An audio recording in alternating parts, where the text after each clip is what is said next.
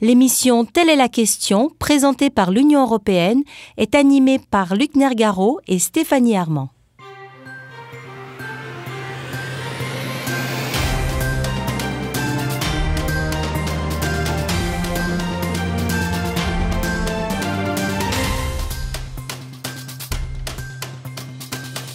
Bonjour et bienvenue sur Métropole où nous avons le plaisir de vous retrouver pour notre troisième rendez-vous avec Telle est la question.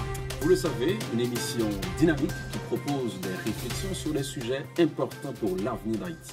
Des sujets que nous essayons de décrypter ou du moins d'éclairer avec des invités qui maîtrisent le sujet. Et pour en parler, on a 3 invités pour l'émission de ce samedi. D'abord, Herlé Julien de la délégation de l'Union européenne en Haïti. Il est chargé de programme pour le secteur environnement, changement climatique. Nous accueillerons également Raoul Vital, qui est spécialiste en gestion et évaluation des collectivités territoriales et qui est responsable de communication du programme AP3C, le programme d'appui à la prise en compte du changement climatique dans le développement national d'Haïti. L'un des fondateurs de la Fondation Seguin, Philippe Léon, sera avec nous aussi à cette émission. Et pour démarrer, Stéphanie, on commence par le micro-trottoir.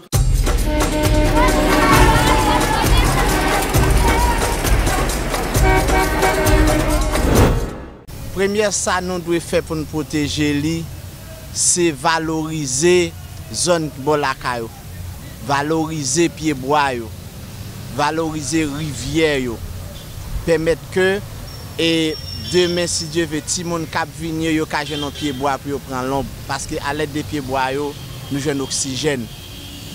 Est-ce qu'on est conscient de dégradation environnementale? Non, nous pas d'environnement même.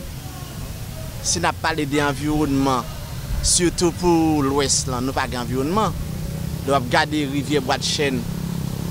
Et ça va bon même. Et son environnement qui a dégradé de jour en jour. Moi, toujours invité les amis à ne pas jeter fatra dans la rue, à prendre soin des pieds bois, à connaître l'importance poubelle, mettre poubelle dans la rue, c'est pour jeter fatra et non pas pour plaguer fatra à terre. Vous êtes conscient de dégradation environnementale? Oui. Et ça a posé un grand problème sur tous les lapis à tomber.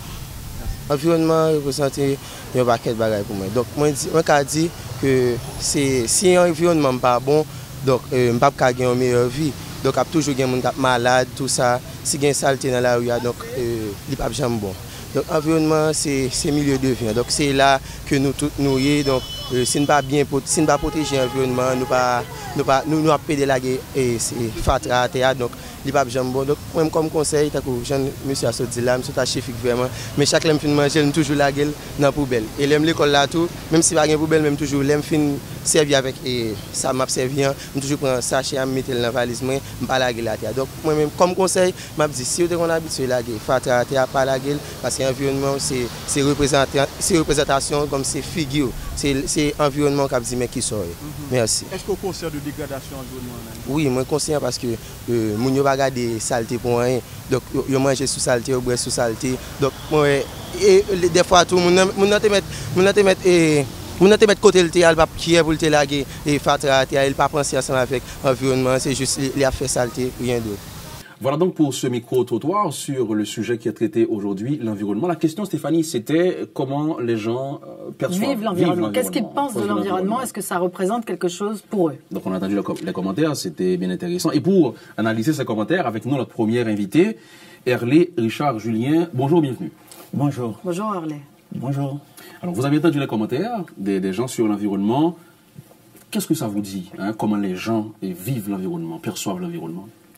Bon, ça me touche beaucoup parce que Haïti est très vulnérable et les gens vivent des situations très critiques et suite au passage de toute catastrophe de type naturel, spécialement celles qui sont liées au changement climatique. Donc, les effets du changement climatique sont les effets sont très visibles en Haïti. Nous pouvons voir après, on n'entend même pas les cyclones juste après une pluie, ce qui peut arriver, et les gens vivent des moments très difficiles. Est-ce que vous avez l'impression que, là, on a eu 3 personnes qui savent ce que c'est, qui en tout cas nous ont donné leur opinion, ou en tout cas la façon dont ils vivent la protection ou pas. Mais il faut vous dire qu'on a eu aussi beaucoup de gens qui ne répondaient pas, parce que ça ne les intéressait pas du tout, qu'ils avaient d'autres préoccupations. Est-ce que vous qui travaillez dans ce domaine, vous avez ce sentiment que c'est une question annexe pour beaucoup? Non, c'est pas une question. Du tout pas, c'est pas une question annexe parce que les gens vivent les situations. Et c'est facile de polluer, de ne pas prendre des décisions qu'il faut. C'est facile de ne pas répondre à ce que vous devriez faire pour protéger l'environnement. Mais maintenant, les impacts, les effets, quand ça arrive, tout le monde va se sentir. Tout le monde va les sentir. Donc, les gens qui ont répondu à ces questions nous montrent qu'il y a un effort de sensibilisation qui est en train de se faire. Parce que les questions de gestion de déchets, la question des ravines qui ne sont pas curées, la question des dépotoirs à ciel ouvert au niveau de tous les ravines. Donc, les gens vivent cette situation. Et à leur place, ce sont des situations critiques. C'est quand ça se passe, ils posent les questions. Où est le gouvernement? Justement, est-ce que les gens sont assez sensibilisés à la question? Est-ce qu'ils comprennent ce qu'il faut faire? Est-ce qu'ils font ce qu'il faut faire? La sensibilisation, ça doit se faire de façon, c'est pas ponctuel, ça doit se faire de façon structurelle. Et les résultats, on ne va pas les voir aujourd'hui. Donc, c'est au fur et à mesure, il va y avoir la sensibilisation, la vulgarisation et sur la protection de l'environnement, sur la gestion des déchets, sur le phénomène El Niño avec le climat, le changement climatique. Et ça va se faire au fur et à mesure. Oui, les réponses, nous sommes en train de les voir. Mais au fur et à mesure, beaucoup de gens vont se sensibiliser. Et avec les impacts, surtout avec notre fort niveau de vulnérabilité, c'est sûr que la sensibilisation va arriver beaucoup plus vite à un groupe de gens et les bonnes actions vont se faire. Est-ce que vous pensez que paradoxalement, justement, c'est l'accumulation des catastrophes ou des pluies qui finalement sensibilisent plus les jeunes et peut-être les moins jeunes à ce que représente l'environnement? En Haïti, on dit toujours que nous sommes des symptômes. Il faut voir pourquoi, ok? Donc, peut-être qu'on les raconte qu'il ne faut pas jeter les fatras dans les ravines. Donc, ce n'est rien, parce que quand je le jette, il y a une petite pluie, et je ne les vois pas après, c'est bon. Mais quand je prends ma voiture, ou je descends à pied, je fais ça à Pétionville, et je descends en ville maintenant, c'est barré, je ne peux pas traverser. Là, je me suis dit, waouh, mais pourquoi les gens qui habitent cette zone-là jettent leur détritus au centre-ville, tandis qu'ils ne savent pas que c'est eux en amont, de très souvent, qui jettent dans le lit de la rivière. Donc, c'est une sensibilisation qu'il faut faire et le ministère de l'Environnement, la DIE qui accompagne le ministère de l'Environnement, s'accentue beaucoup sur la sensibilisation, sur la communication, sur le changement climatique, sur la protection de l'environnement. Oui, parce qu'on va rappeler quand même que Richard Julien est responsable de programme sur l'environnement à la DIE et la DIE, c'est la direction de l'Union européenne, la délégation de l'Union européenne en Haïti, la délégation qui supporte les actions environnementales du ministère. Bien sûr. Donc à travers plusieurs programmes. Donc quand nous collaborons, c'est que la délégation de l'Union européenne a une vis-à-vis en Haïti. C'est le bureau de l'ordonnateur national qui est le bon. Donc, à travers tous nos programmes, il y a le bureau de l'ordonnateur national que nous travaillons avec le bureau de l'ordonnateur national, avec le ministère concerné. Dans mon cas, c'est le ministère de l'Environnement. Nous identifions, élaborons ensemble les programmes, les projets liés à l'environnement. Et l'Union européenne avait créé en 2007 l'Alliance mondiale pour le changement climatique, avec un budget à date qui est environ 316 millions d'euros. Et presque 52 pays sont adhérés à ce mouvement. Et Haïti a bénéficié du programme AP3C. Donc le programme AP3C, c'est géré par le ministère de l'Environnement via le bon. Donc nous contribuons à ce que, et sur le plan financier, nous faisons le suivi financier avec le bon et le suivi technique aussi. Donc c'est le ministère qui met en œuvre. Et puis, il y a le bon qui est l'interface de la délégation de l'Union européenne avec l'État haïtien. Et puis, nous faisons le suivi. Alors, on va revenir peut-être tout à l'heure sur ce programme-là. En attendant, vous parliez des catastrophes ou en tout cas des pluies. Ben justement, c'est notre deuxième reportage, un reportage sur la ville après la pluie. Après chaque pluie, c'est le calvaire pour les habitants de Port-au-Prince.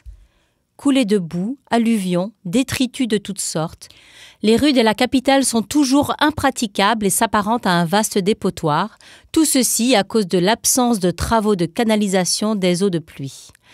Les égoutiers travaillant dans des conditions précaires sont exposés à des risques sanitaires aussitôt que les pluies sont abondantes. Dans la zone de Martissant, les marchandes qui s'installent au bord de la chaussée ont toutes les difficultés du monde pour écouler leurs produits après les averses persistantes qui se sont abattues sur la ville ces derniers jours. Avec Fatra, depuis ma poupée état nous pas la poupée nous sale nous tourner petit dans mes garder pour nous mes amis nous pas bon nous mettons nous pas vendre pour sec comme nos marchés parce que trop plat pour encore nous Fatra mais les marchés nous pas côté bien Fatra c'est sous Fatra manger mais d'après nous même ça fait ça cause la pluie depuis la pluie tomber là bon entrer dans là nous pas gain route pas gain côté pour nous chita même vendre nous pas vendre jambé là dès qu'on passe pas capable passer encore pas passer de l'eau on a venu faire rigole là yo faire route là il va faire rigole là m'acheter petit chabot crédit moi mettre là c'est neuf Fatra mal ramasser des trois petits bouts mes amis pont pas gain pont là si tu gain pont toute misère ça nous pas là-dedans mes amis nous avons problème en pile depuis nous venons là ça mais nous n'a ramasser la boue vieux Fatra, vieux mazi, ou ramasser toute qualité ba main, toute vieux matière fécale, tout passer dans main. Mes amis, on nous bat pour payer et deux nous mes amis, moi même moi des problème. Tout petit charbon malem pas comme ça m'a fait, c'est crédit m'acheter petit charbon en pita a passé toucher dans même. OK, merci. Les conséquences néfastes des pluies qui se sont abattues sur Port-au-Prince se répercutent également sur la circulation des automobiles. Les flaques d'eau, les fatras, les boues qui encombrent la chaussée génèrent des embouteillages monstres. Enchevêtrement de voitures, difficultés même pour les piétons de circuler, le tableau est désolant. Des chauffeurs de tap-tap au bicentenaire sont obligés de patienter pendant des heures en attente dans une longue file avant de pouvoir embarquer leurs passagers. La boue, passager parce qu'il va un côté pour monter machine à cause de la boue, top la boue parce qu'il va un côté pour monter machine et même nous même tout chauffeur tout nous obligés parce qu'il va un côté pour nous raser machine parce qu'à cause de la boue. On va regarder dans station là, va un côté pour machine camper. La boue a bon problème mais on connaît nous résilions quand même. Nous passer à côté à faire du parking, bloquer l'arrière pour nous charger au comprenez. Nous obligés. Mais nous faisons des autres nous quand même mais parfois policiers ont nos problèmes tout. Nous résilions habitués avec eux. Vous comprenez? La boue, par côté pour nous passer, par côté pour passager au camper, par côté pour nous mettre à terre. Un peu le problème. Alors ça c'est la triste réalité de la ville. Après une pluie, on a eu plusieurs jours de pluie. On a beaucoup de pluie ces jours-ci. Et on n'est pas encore à la saison cyclonique. C'est encore pour 2 mois. Voilà, mais c'était intéressant de montrer un peu ce qui se passe. On ne voit pas tout parce qu'il y a aussi des routes qui ont des éboulements énormes. Enfin, justement, on ne va pas vous l'apprendre, mais quelles sont vos réactions face à ça ? Il faut d'abord accueillir notre deuxième invité, Raoul Vital, qui est spécialiste en gestion et évaluation des collectivités territoriales. Il est pour l'instant responsable de communication du programme AP3C. Bienvenue, Raoul Vital. Bonjour Luckner, bonjour Stéphanie, bonjour aux auditeurs de l'émission. Alors, racontez aux auditeurs ce AP3C. Que veut-il dire et que veut dire votre programme? Oui, AP3C, l'acronyme, c'est Appui à la prise en compte du changement climatique dans le développement national d'Haïti. C'est un programme de l'État haïtien financé par l'Union européenne à travers l'initiative de l'Alliance mondiale sur le changement climatique. Donc c'est un projet de 5 ans financé par l'Union européenne, donc mis en œuvre par le ministère de l'Environnement. Et ce projet vise à renforcer les structures de l'État afin qu'on prenne en compte le changement climatique dans les plans, les politiques publiques Et aussi, il y a un volet de sensibilisation au changement climatique aussi dans ce programme. Et un troisième volet très intéressant, le programme expérimente des projets qu'on appelle des projets innovants dans le domaine du changement climatique afin de créer des modèles pour voir quel type de projet qui réussit et dans ce cadre-là. Alors, on va revenir là-dessus plus tard dans l'émission. Là, qu'est-ce que ce reportage vous inspire et comment vous voyez la saison approcher après un tel reportage? On commence avec Herlé. Bon, pour moi, j'ai identifié 2 principaux problèmes environnementaux dans ce reportage. Alors, il y a d'autres parce qu'il y a des problèmes liés à la question de la circulation et l'urbanisation, tout ça. Mais les 2 problèmes environnementaux identifiés, c'est le problème de la gestion des déchets.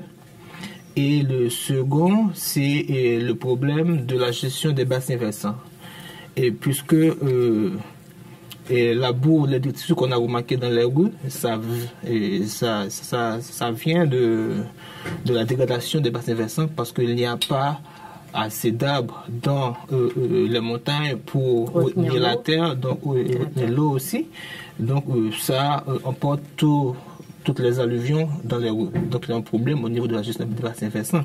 Mais il y a aussi un contraste dans le reportage. Et la dame qui se plaint à cause de la boue, et cette boue vient des bassins versants, alors que la dame est marchande de charbon. Parce que c'est en déboisant, c'est le déboisement des bassins versants qui occasionne ce problème, puisqu'il n'y a pas assez d'arbres dans les bassins versants pour protéger le monde.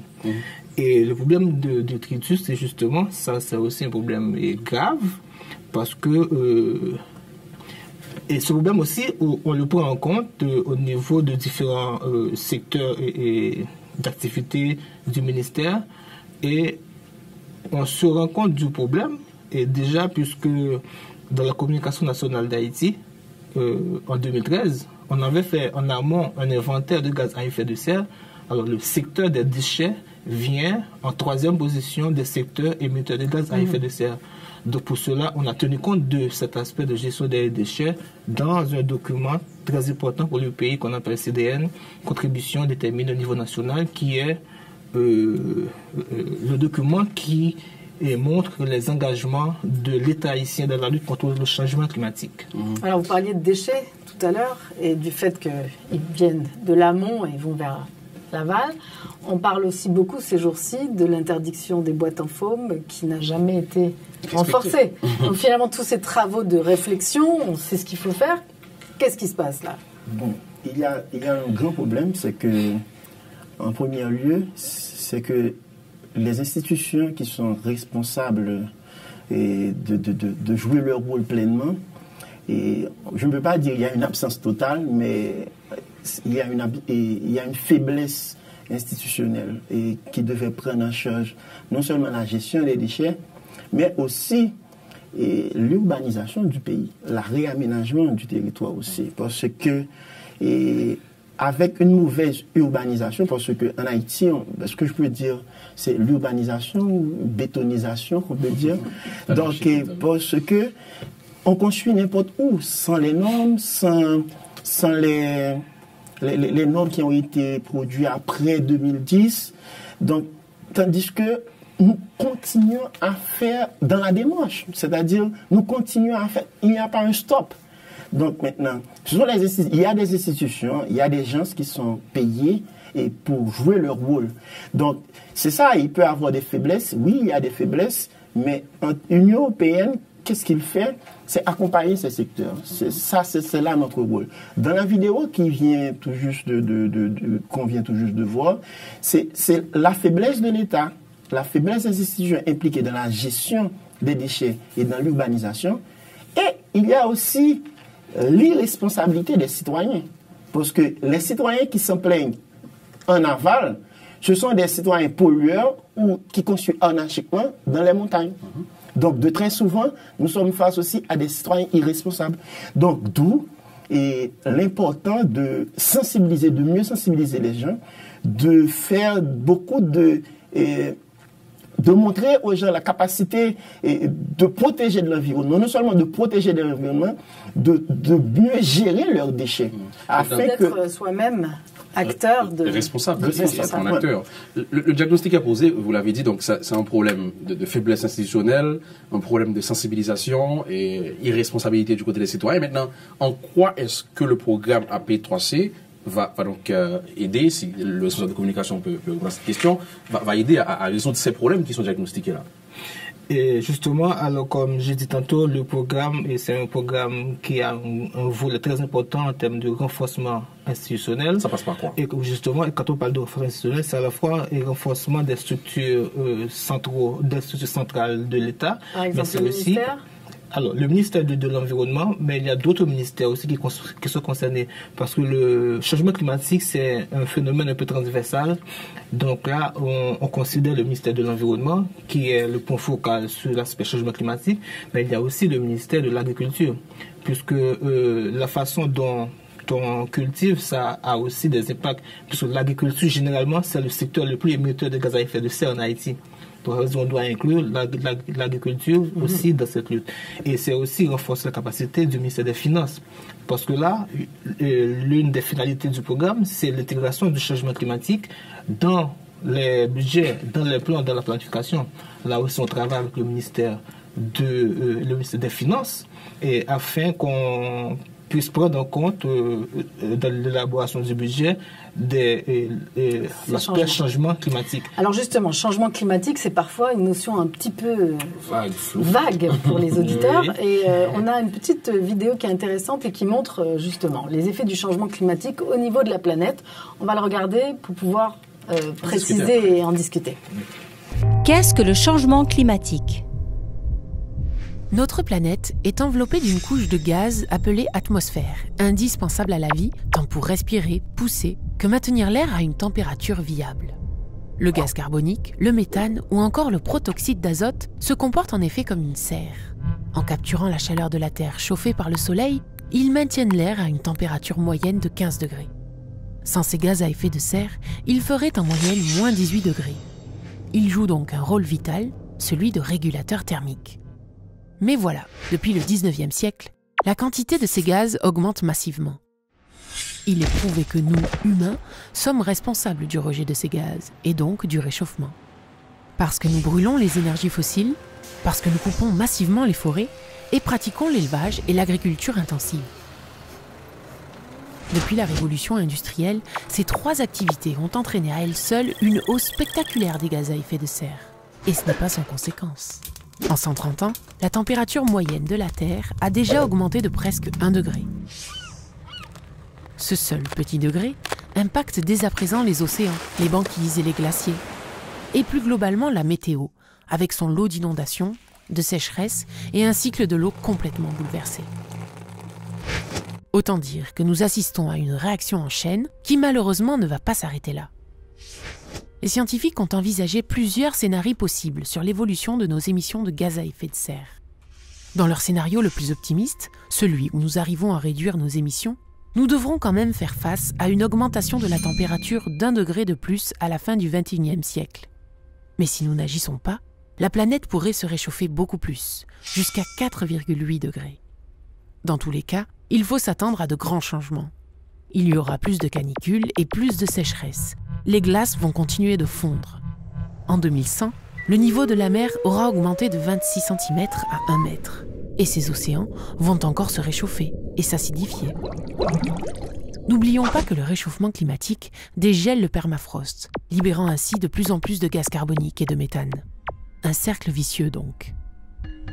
Ces changements impactent déjà et impacteront encore les humains, mais aussi tous les êtres vivants. L'émission Telle est la question, présentée par l'Union européenne, est animée par Luc Nergaro et Stéphanie Armand. Une petite vidéo pour expliquer ce que c'est le changement climatique, coproduite par l'Union européenne justement. Et changement climatique, on en parle, comme Stéphanie l'avait dit, c'est un peu flou, un peu vague pour les gens. On a vu la petite vidéo. Mais qu'est-ce qu'il faut retenir sur le changement climatique? Qu'est-ce qui produit ce phénomène? Enfin surtout, qu'est-ce que Haïti peut faire par rapport à ça? Bon, ce phénomène est produit, c'est naturel, hein? Et puis en deuxième lieu, il y a les actions humaines qui amplifient le phénomène. Donc, c'est ce qui donne, parce que normalement, c'est un cycle, il y a le cycle du CO2, donc, qui se fait de façon naturelle. Et ensuite, il y a les hommes, l'action humaine qui produit beaucoup plus de CO2. Donc, d'où le gaz à effet de serre qui provoque une forte concentration du taux de CO2 de l'atmosphère. Donc, ça amplifie le phénomène. Ça, c'est au niveau de la planète. Mais ça, c'est au niveau de la planète. Haïti ne produit pas tellement. C'est global. Haïti ne produit pas, mais Haïti fait partie de la planète. Oui. Okay? Donc, c'est-à-dire, Haïti est, en tant que petit État insulaire, pas industrialisé, mais avec un environnement de moins de 2% de couverture forestière et avec des institutions responsables de l'environnement qui ne jouent pas vraiment le rôle de protection de l'environnement. Donc Haïti se trouve dans une situation, Haïti devient très vulnérable par rapport à tous ces éléments.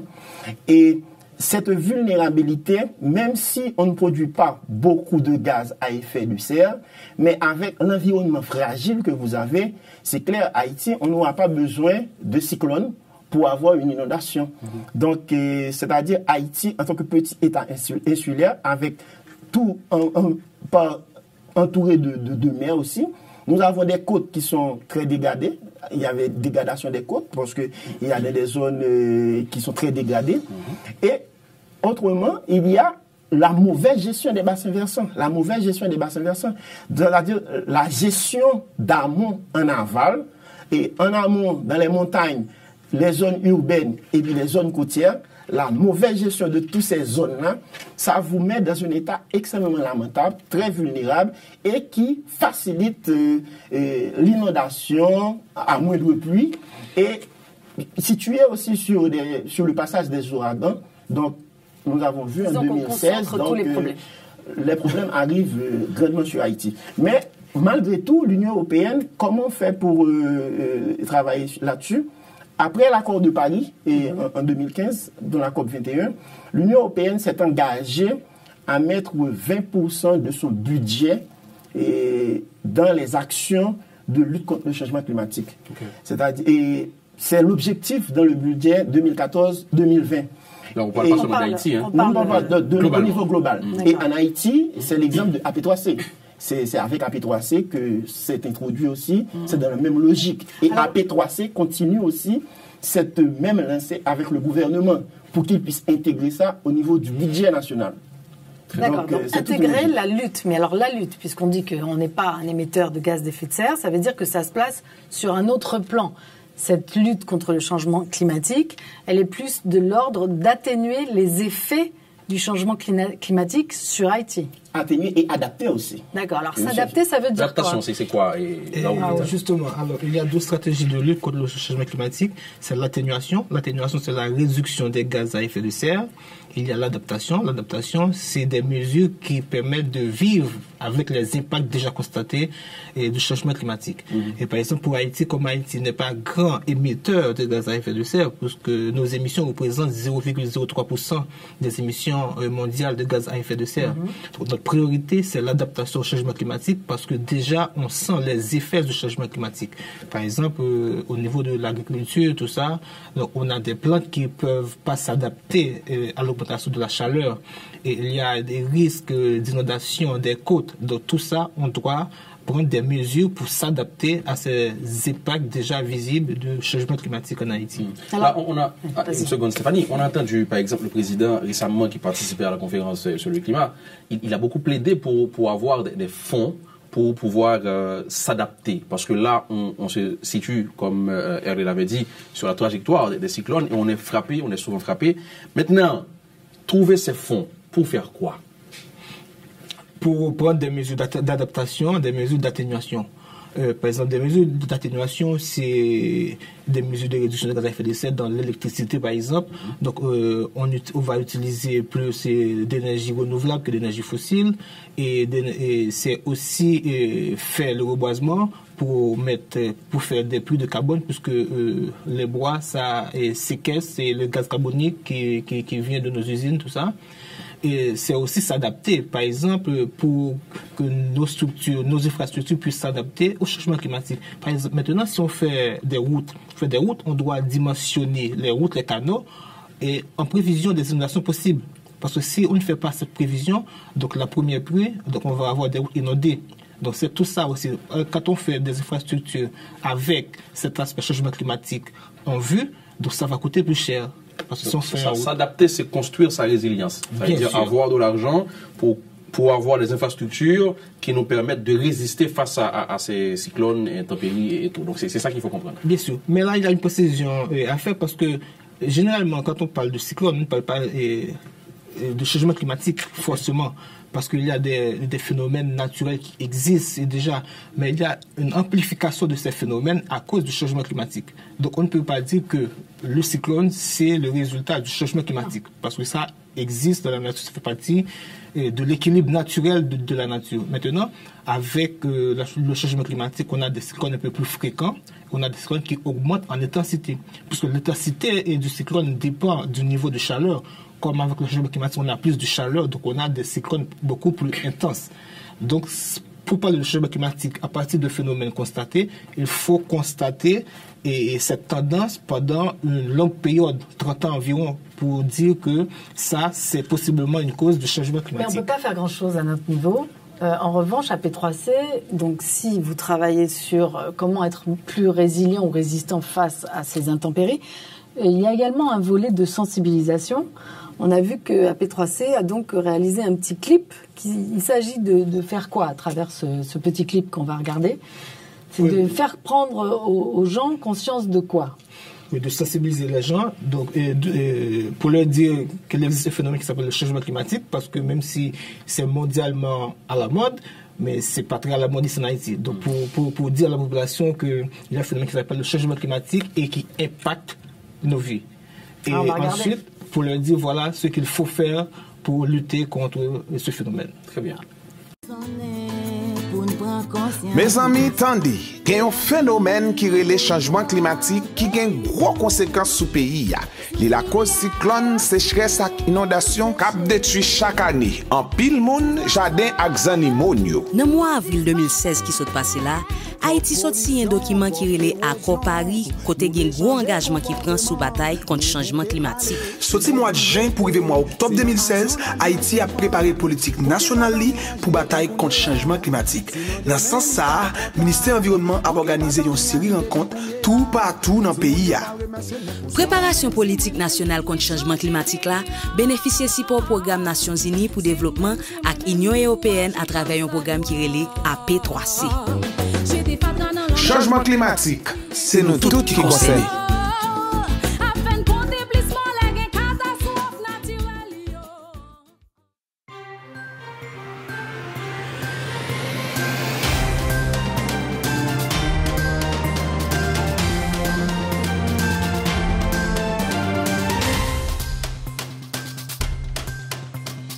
Voilà, c'était un petit clip qui a été réalisé en 2016 au moment des accords de Paris pour, j'imagine, sensibiliser la population à ce que représentaient les accords et le changement climatique. Dans la panoplie d'outils que vous utilisez pour la sensibilisation, il y a aussi les vendredis de l'environnement. Est-ce que vous pouvez nous en dire un peu plus? Du climat, le vendredi du climat. Parce que le ministère de l'Environnement a aussi un autre vendredi qui s'appelle vendredi de l'environnement. Finalement. Où toutes les directions du ministère présentent leur activité. Mais au niveau de la direction du changement climatique, alors, qu'est-ce que c'est que les vendredis du climat? Vendredi du climat, c'est une activité, c'est une série de conférences, débats sur le changement climatique où on aborde tous les derniers vendredis du mois une thématique en lien au changement climatique. Par exemple, au changement climatique, déchets, changement climatique, agriculture et changement climatique. Donc, on a commencé cette activité l'année dernière. Et l'année dernière, on avait fait cette activité à Port-au-Prince, tout le dernier vendredi. Mais à partir de cette année, qu'on appelle la deuxième série des vendredis du climat, on va dans les villes de province. Le mois dernier, le mois d'avril, on était dans la ville de Hench, où on a fait ce vendredi du climat. Et cette fois-ci aussi, en prélude à ces vendredis du climat dans ces villes de province, on fait des animations aussi sur la trousse climat dans les écoles avec des écoliers de l'école primaire on avait produit des fiches sur le changement climatique avec des caricatures et on les distribue aux écoliers. On fait aussi une sensibilisation dans les écoles en amont du vendredi du climat. Alors, Raoul Vital, donc je rappelle que vous êtes responsable de communication et pour le programme P3C. Maintenant, quand on parle changement climatique et le simple citoyen aujourd'hui qui écoute cette émission, c'est quoi sa responsabilité? Pourquoi sensibiliser le simple citoyen? Eh bien, parce que d'abord, le phénomène changement climatique, c'est le résultat de l'activité humaine. Donc, le changement qu'on parle comme changement climatique, c'est l'activité anthropique, c'est-à-dire qui vient de l'activité des êtres humains.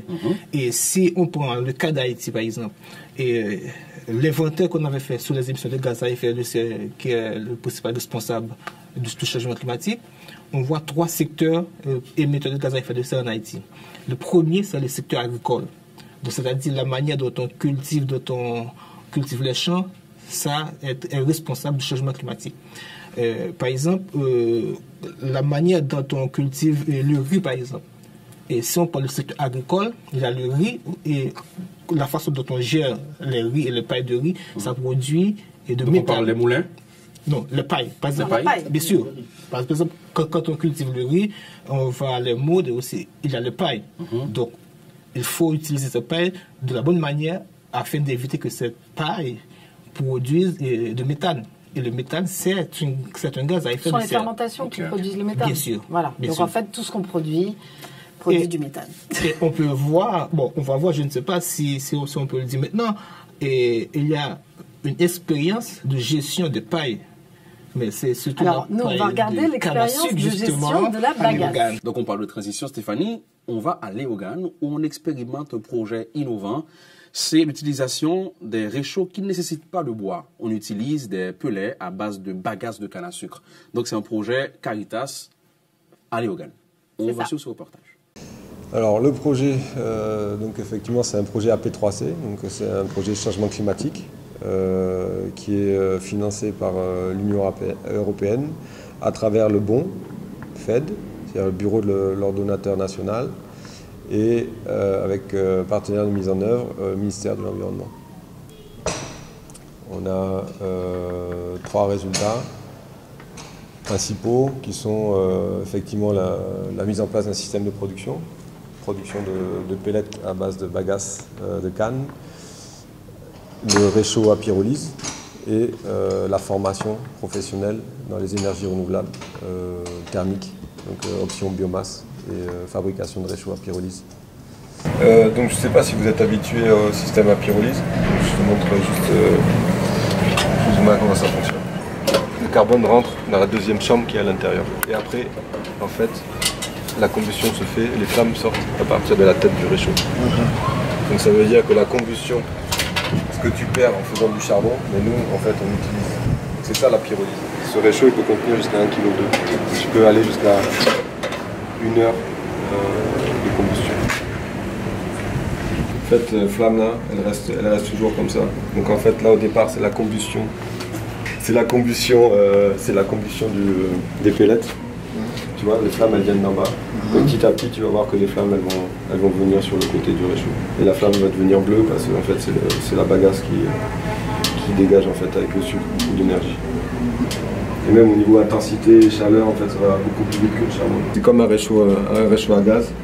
Après, ça, tu peux réguler en fait la hauteur de flamme. Je vais te montrer une fois qu'il y a la pyrolyse. Donc en fait, quand tu fais à manger, tu permets aussi de réguler l'intensité de la chaleur dégagée par le réchaud. Alors on vient de voir un des nombreux projets qui sont soutenus par AP3C et l'Union européenne. Ce projet-là est assez intégré, non? Oui, alors c'est le projet de Caritas Suisse qui s'appelle Solutions pour le désordre climatique sur le bassin versant Léogane-Carrefour.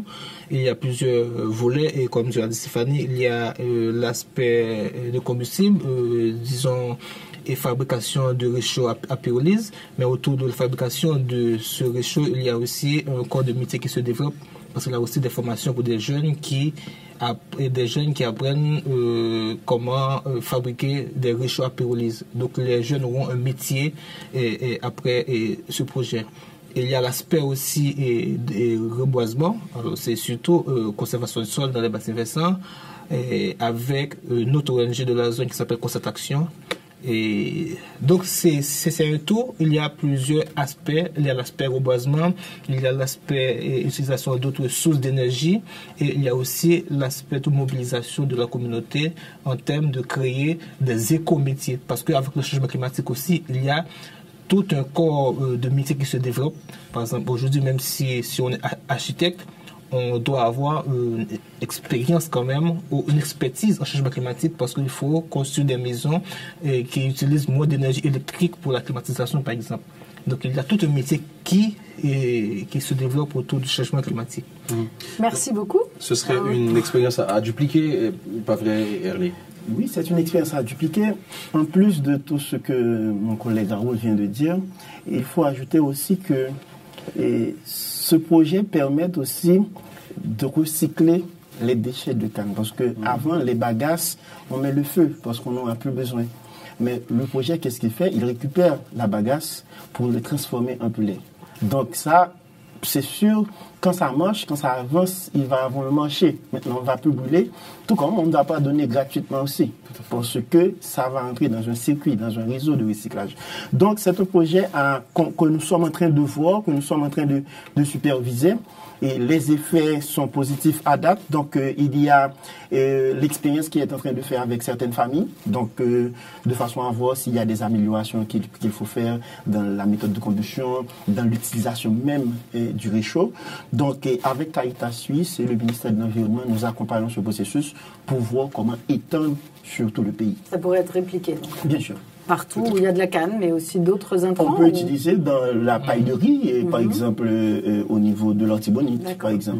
Okay. Donc le programme AP3C finance ces genres d'initiatives? Avec AP3C, oui. Au niveau de l'Erogan, nous finançons ce projet. Ah.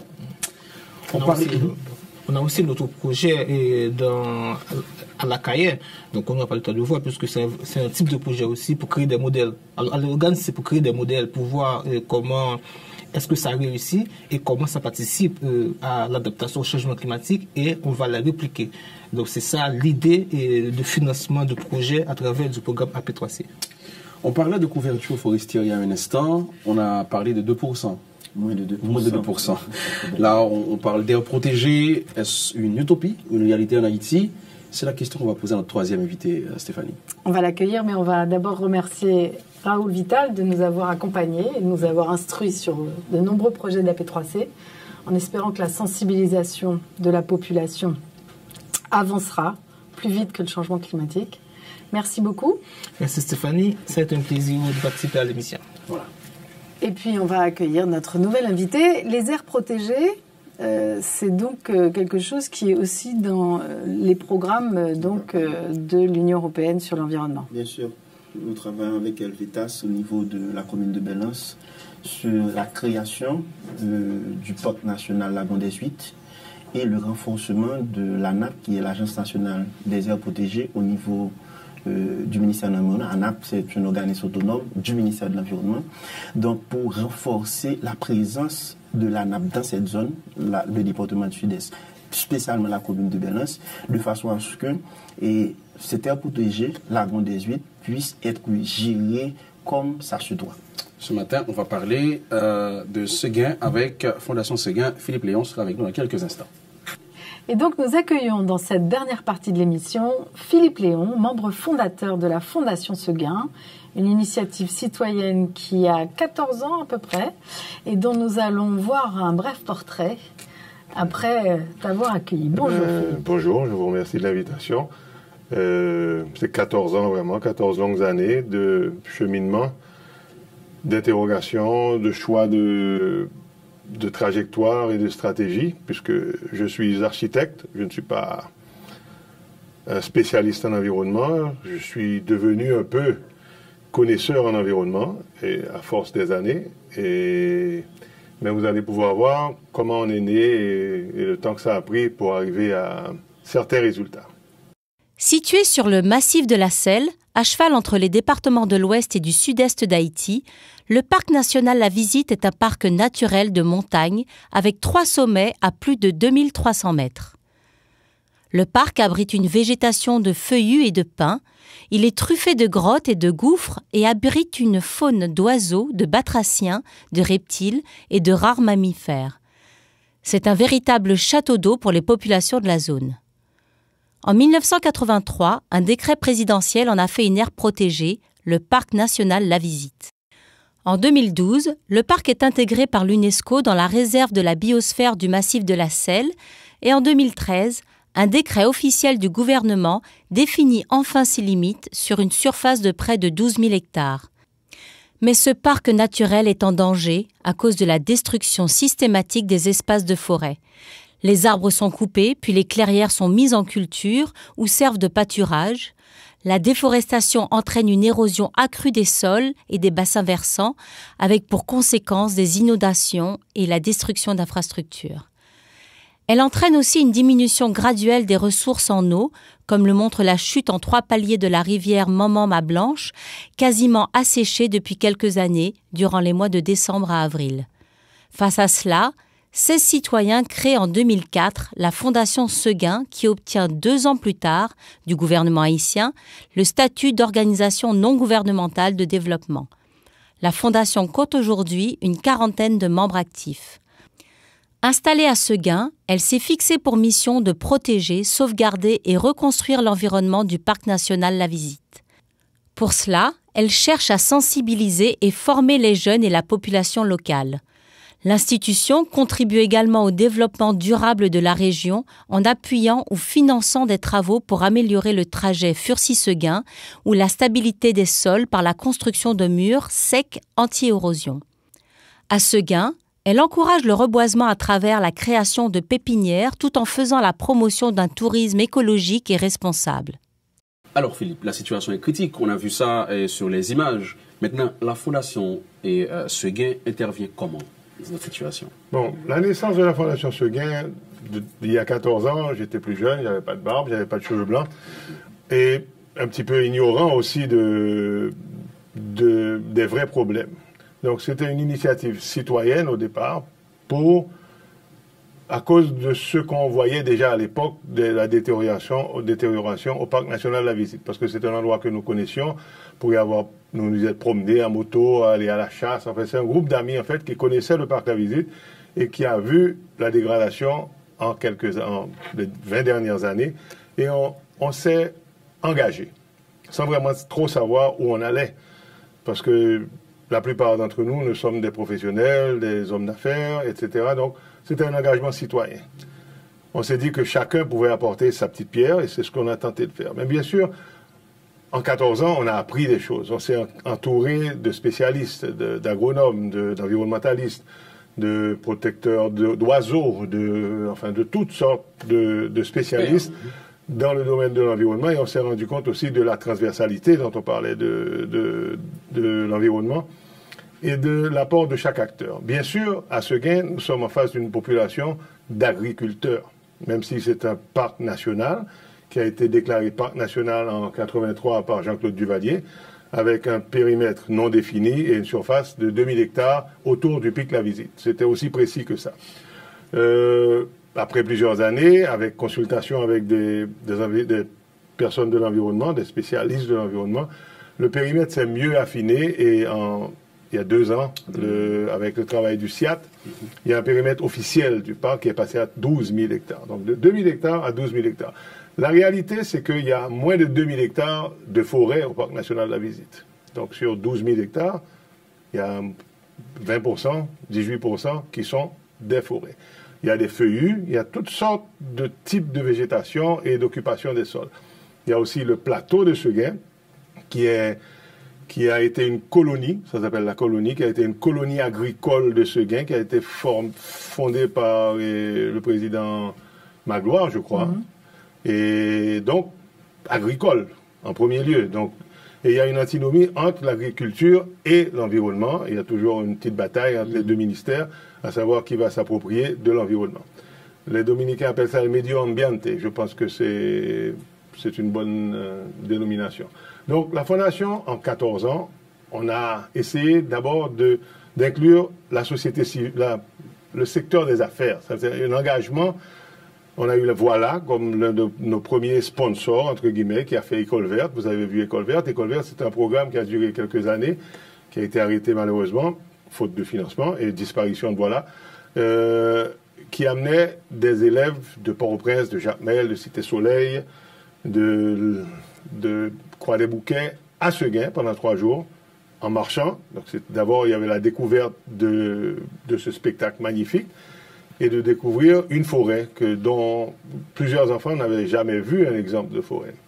Il y a même des enfants qui ont vu le brouillard pour la première fois et qui avaient très peur du brouillard. Donc, enfin, plein d'anecdotes comme ça. Donc, École Verte, pour nous, c'était une façon d'introduire la jeunesse du pays, qui sera les leaders de demain, à une réalité de leur environnement et de la raison pour laquelle ils devraient s'impliquer chacun pour la protection de cet environnement. Le parc national de la Visite est un bassin versant, enfin, est au-dessus de 4 bassins versants qui affectent la vie de plus de 5 millions d'habitants. 3 millions d'habitants à Port-au-Prince, 1 million à Léogane, Jacmel, etc. Donc, il y a le bassin nord qui va sur Port-au-Prince et Croix-des-Bouquets, le bassin versant ouest qui va vers Léogane, sud qui va vers Jacmel et Belance. Donc, c'est un point stratégique. On l'a appris au fil du temps aussi. Et c'est un aquifère pour la plus haute. Vous avez vu la cascade, c'est la cascade Maman de l'eau. Maman de l'eau, c'est pas Maman, Papa de l'eau, comme c'est dit dans le reportage. Et c'est le point, la source la plus élevée des Caraïbes. Donc on fait plein d'éléments. Et puis le parc national contient des espèces endémiques d'oiseaux, de reptiles. Et il y avait des mammifères, il n'y en a presque plus, le zagouti qui a disparu. Et donc c'est quelque chose qu'il faut protéger, parce que sa disparition va entraîner une détérioration de la vie de beaucoup de gens. Surtout, donc, tu parles de réservoir d'eau. C'est un aquifère, il y a un réservoir d'eau, il y a les bassins versants qui sont très importants, qui sont voués à l'agriculture. Et nous avons, au fil des ans, à part École Verte, à part la restructuration de la route, nous sommes arrivés à pas une conclusion, mais à une approche d'agroforesterie qui inclut le paysan. Parce que le paysan, comme la dame du charbon tout à l'heure, qui fait partie du problème, mais doit faire partie de la solution, parce qu'il n'y a pas moyen de faire sans ces acteurs-là, qui sont complètement impliqués. Donc, nous faisons un programme qui s'appelle Paiement pour services écosystémiques, qui a été appliqué dans certains pays pour protéger les oiseaux, qui a été appliqué en France, parce que l'Union européenne a condamné la France à protéger des cochons d'Inde géants qui étaient menacés par la culture du maïs. Donc l'Union européenne a condamné la France à prendre des mesures pour protéger le cochon d'Inde. Vous imaginez? Donc ils ont demandé aux agriculteurs de sélectionner certaines parcelles, ils ont payé à ces agriculteurs l'utilisation de ces parcelles pour que ces parcelles contiennent des plantes qui cachent les cochons d'Inde, des rapaces, et qui leur donnent à manger. Donc, nous faisons le paiement pour services écosystémiques avec des paysans à Seguin, sur à peu près 30 à 40 hectares déjà maintenant. C'est un programme qui a presque 5 ans, qui a été commencé pour protéger la nidification du pétrel diablotin, qui est un oiseau qui vient migrer et qui... Le lieu essentiel, l'un des seuls lieux de nidification, c'est le parc national de la Visite, à 80%. Donc, si ces oiseaux disparaissent, enfin, du parc national de la Visite, ils disparaissent de la Terre. De la Terre. Oui, ce sont des migrateurs. Ce sont des migrateurs. Qui donc s'arrêtent seulement pour nidifier. Et cette initiative vient du Vermont Center for Eco Studies, qui avait un spécialiste en oiseaux, ça s'appelle un... Ornithologue. Ornithologue, merci. Et il a mis en place, pour protéger les rats de bois, qui constituent l'habitat de ces oiseaux. Et nous avons étendu ce programme à inclure de la plantation et, bien sûr, des paiements tous les 4 mois aux paysans qui participent pour la bonne tenue de ces lieux. Et ça fonctionne? Ça fonctionne. Ça fonctionne. Dire qu'aujourd'hui, il y a des inspections. Bon, nous avons 30 hectares. Nous avons... récemment avec DHL, qui a écouté notre discours et qui nous a accompagnés pour 2 hectares. Si on peut avoir 100 entreprises, on aura 200 hectares. il y a 12 700 hectares à faire. Donc il y a la place. Tu parlais de 2000 hectares déjà, comment vous protégez? Non, il y a 2000 hectares, bon, comment on les protège? Comment on les protège? Alors, dans le cheminement des 14 ans, on a encouragé la présence de gardes forestiers. Alors, les gardes forestiers, ça a été un combat. Il n'y en a plus d'ailleurs à Seguin. Il y en a une quantité qui sont à l'unité 2 de la forêt des Pins, qui sont supportés par Helvetas Suisse. Parce que le nerf de la guerre, c'est l'argent. Et il n'y a pas à sortir de là. Il y a un financement pour la protection de l'environnement qui n'a pas de retour sur investissement tout de suite. Donc, sans argent, on ne peut rien faire. Ça veut dire trouver un revenu pour ceux qui se servent de la nature comme revenu. C'est ça. Valoriser la nature afin qu'elle devienne un revenu en elle-même. Mais il y a une longue transition puisque nous avons des agriculteurs qui habitent le plateau et qui ont une habitude d'agriculteur. Une terre qui n'est pas travaillée, entre guillemets, c'est pas une terre. Donc il faut accompagner ces gens-là. Maintenant, on est à ça. Est-ce que l'Union, vous avez entendu, il faut des financements. Est-ce que l'Union européenne intervient dans ce secteur également, les aires protégées? Bien sûr, l'Union européenne finance Helvetas Suisse au niveau de Belens, dans la commune de Belens et dans les aires protégées. Et qu'est-ce qui se passe au niveau de Belens? C'est qu'au niveau de Belens, il y a la forêt sèche de Belens, où il existe l'iguane d'Haïti. L'iguane d'Haïti aussi, qui est une espèce endémique. Donc, les gens, c'est avec la vulnérabilité des gens, la pauvreté dans la zone, les gens, c'est les deux activités génératrices de revenus. Et en premier lieu, c'est le charbon. Donc, il prend le bois, il coupe le bois de la forêt sèche pour faire du charbon. Il vend aussi les iguanes. Et donc, dans d'autres pays, à la République dominicaine. Donc, c'est-à-dire, il y a des gens aussi qui les utilisent aussi pour des aquariums. Donc, c'est-à-dire, ce sont des activités génératrices de revenus que ces gens avaient avant. Qu'est-ce que font vos projets? Donc, le projet est arrivé dans la zone. Qu'est-ce qu'on a essayé de faire? Donc, en premier lieu, avec Caritas et ANAP, qui est l'Agence nationale des aires protégées. Et donc, nous avons travaillé avec le gouvernement haïtien pour créer et délimiter le parc national qu'on a appelé la Gondes 8. Donc, le programme avec 3,2 millions d'euros. Donc, il y a une première phase de 2 millions d'euros qui a terminé en 2017, cette année. Et il y a une deuxième phase pour 1,2 million qui vient tout juste de lancer pour consolider ces actions. La première phase, c'est renforcer la présence d'ANAP dans la zone parce que le ministère de l'Environnement a un bureau départemental au niveau de Jacmel. Donc, de Jacmel pour aller à Belens, donc les infrastructures, c'est très chaotique. Donc, il n'y avait pas vraiment la présence de l'ANAP du ministère de l'Environnement. Donc, premièrement, le projet a renforcé la présence de l'ANAP et du ministère de l'Environnement au niveau même de la commune de Belens pour diriger le parc, pour gérer le parc. Donc, c'est un premier acquis. Maintenant, le parc a été créé. Le ministère de l'Environnement et l'ANAP ont un bureau à l'intérieur du parc pour assurer la gestion. Ensuite, le projet aussi a essayé de développer d'autres types d'activités générateurs de revenus. Maintenant, ça marche. Donc, les gens ne coupent plus les arbres, les gens ne vendent plus les... Non, ça avant, il faut... Non, c'est deux phases. Premièrement, il faut renforcer la présence de l'État, la présence des institutions responsables de la gestion. Et puis, deuxièmement, il y a les activités génératrices de revenus Non, et aussi, il y a les activités génératrices de revenus pour changer les habitudes économiques des gens. Donc, actuellement, le projet finance actuellement la pêche en haute mer. Par exemple, aujourd'hui, nous avons des pêcheurs qui ont des bateaux et nous avons installé des DCP en haute mer, c'est-à-dire des récifs coralliens artificiels. Maintenant, et on donne des matériels de façon à ce que les pêcheurs puissent aller en haute mer, puissent prendre de gros poissons. Faire autre chose. Donc, c'est-à-dire, la pêche maintenant devient une très grande activité économique dans la zone. Actuellement, dans la deuxième phase, nous finançons une chambre froide.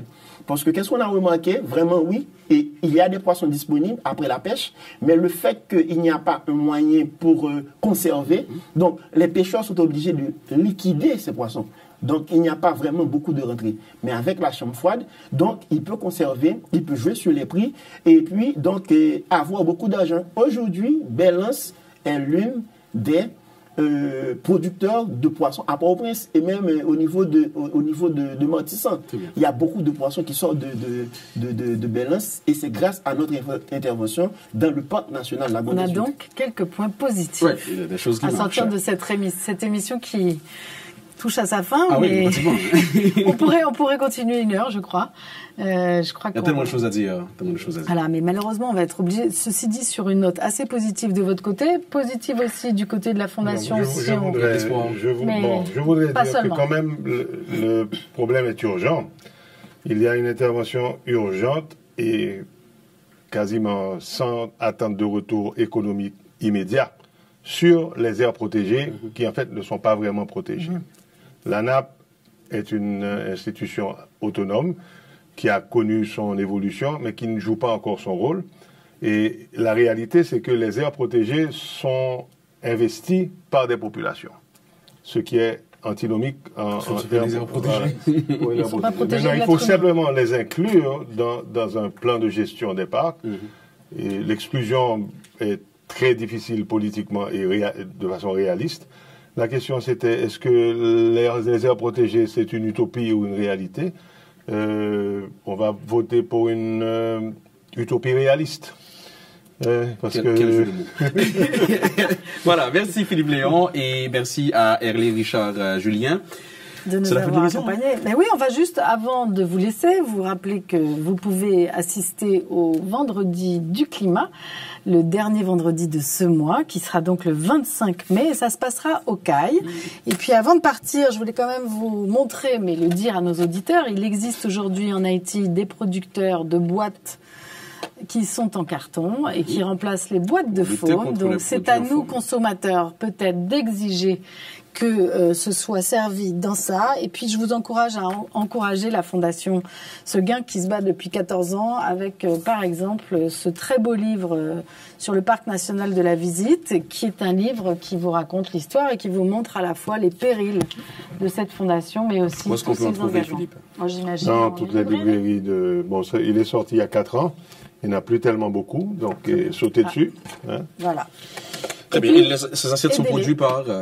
Alors ça, c'est Bon Pack, une boîte fabriquée en Haïti. Alors vous encouragez la production locale et vous surtout vous découragez l'utilisation de faux. Légalement interdit. Voilà, absolument. Mais on a vu que ce qui est interdit, malheureusement, ne l'est pas toujours. Alors en tout cas, sur cette note à la fois pessimiste et optimiste, on va vous laisser et vous donner rendez-vous le mois prochain. Merci à nos auditeurs, merci beaucoup à nos invités de nous avoir accompagnés. Merci. Et on se retrouve dans un mois. Voilà, à bientôt. L'émission Telle est la question est proposée par l'Union européenne. Elle est animée par Luc Nergaro et Stéphanie Armand sur un concept d'Éric Mounier et l'agence Welcome. Rédactrice en chef Stéphanie Armand, directeur artistique Joël Widmayer, directrice de production Milena Sandler, réalisation Sandra Duvivier, reportage Georges Allen, cadrage et montage Prémile Souffrance, prise de son Joël Widmayer.